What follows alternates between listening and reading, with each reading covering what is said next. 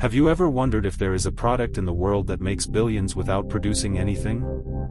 This video reveals that debt is not a simple financial tool, but a power mechanism deliberately built over centuries. If you're ready to uncover the truth that financed wars, collapsed empires, and quietly tied you to the system, keep watching. Because if you don't watch this story until the end, you may never fully understand how debt controls your life. Have you ever thought about this? Can there be a product that makes money without producing anything? A product that produces nothing tangible, nothing you can touch. So invisible that most people don't even realize they are buying it every single day of their lives. That product is called debt.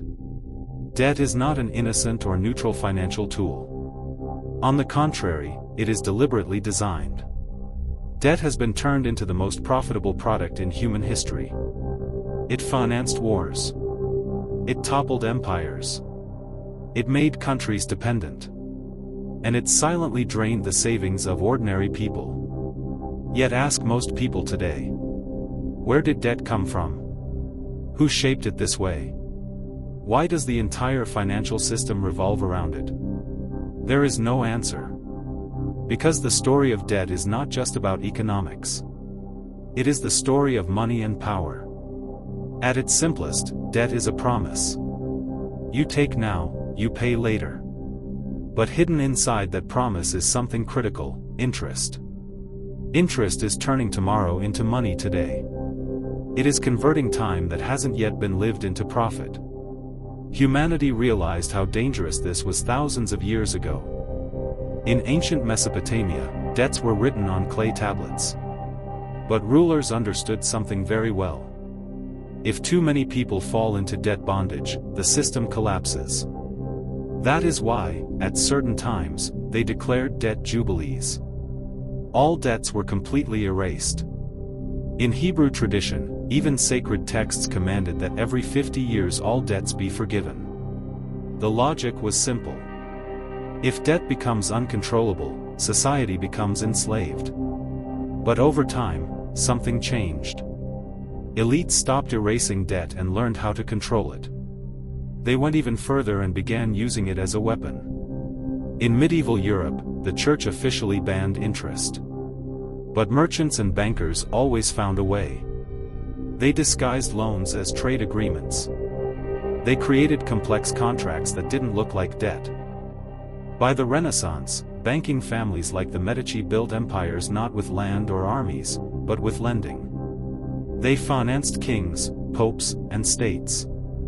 In return, they gained not only money, but political power. Debt was no longer just money. It had become the engine of power.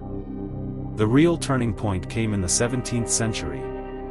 State debt was born. While fighting Spain, the Netherlands sold bonds to its own people. Citizens lent money to the state, earned interest, and could trade those debts. Wars were no longer limited by the gold in a king's treasury. The future itself was being sold.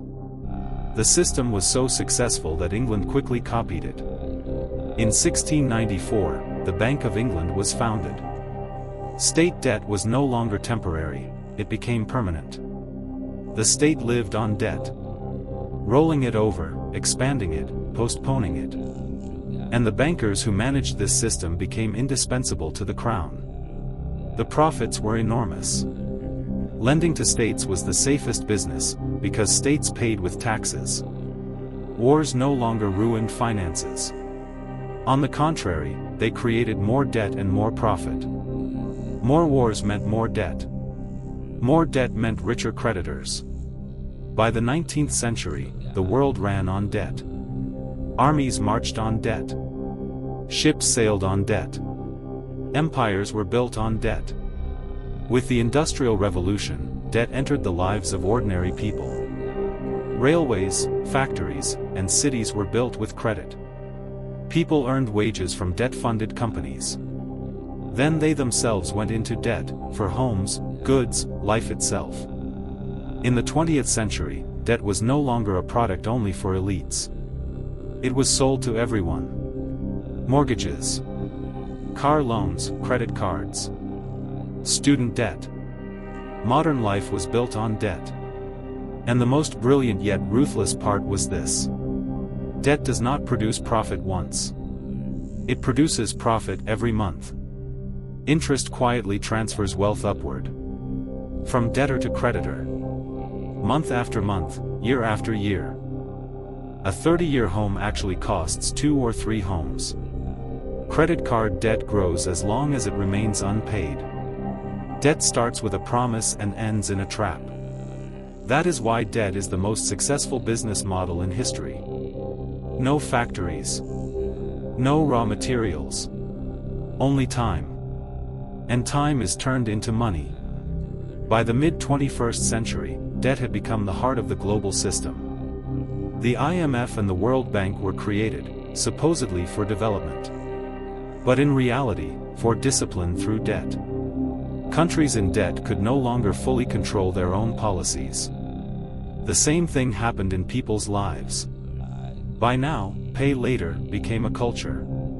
Debt stopped being shameful and became normal. The 2008 crisis was the inevitable result. Debt had grown beyond reality and out of control. When it collapsed, banks were rescued, and the public paid the price. And debt did not shrink. It grew even larger. Today, the world is over $300 trillion in debt. Yet we still call this growth. We don't question debt. Young people call debt investment. They call mortgages dreams. Meanwhile, inflation silently steals from everyone's pocket. Debt doesn't just generate profit. It makes inequality permanent. It makes the rich richer and the poor more dependent, and now, with digital money, a new era of debt is coming. More efficient. But with less freedom for the debtor. The conclusion is clear. Debt is not innocent. It is not natural. And it is certainly not accidental. This system was built deliberately. Understanding what debt truly is means understanding why freedom will not come from within the system. Because the system only works as long as you remain in debt. History changes, but the system stays the same. Debt enriches the creditor and crushes the debtor. And the most painful part is this. We call it progress. We mistake borrowing for prosperity. History has already given its answers. If this video gave you a different perspective, stay tuned. Because in the next video, the answers to your other questions are waiting.